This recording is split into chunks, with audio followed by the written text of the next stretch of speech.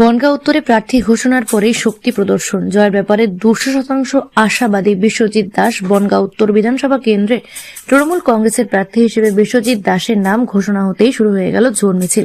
দলীয় কর্মী সমর্থকদের উচ্ছ্বাসে ভরে উঠল বনগাঁর রাস্তা। প্রার্থী ঘোষণার পরই আত্মবিশ্বাসী সুরে বিশ্বজিৎ দাস জানিয়েছেন তিনি 200% নিশ্চিত এই কেন্দ্রেই নয়, বনগাঁ মহকুমা 4টি আসনেই জয়ী হবে তৃণমূল কংগ্রেস। 200% আশাবাদী যে বনগাঁ সাব ডিভিশনের 4টে আসনই আমরা জয়ী হব, এর মধ্যে কোনো দ্বিধাদ্বন্দ্ব নেই। মানুষ স্বতঃস্ফূর্তভাবে ভোট দেবে, কারণ যে 5 বছর ধরে এখানকার যারা বিধায়ক ছিলেন এবং সর্বোপরি যে সাংসদ, তার কোনো উন্নয়ন থেকে শুরু করে মানুষের পাশে থাকেনি, জনসংযোগ করেনি।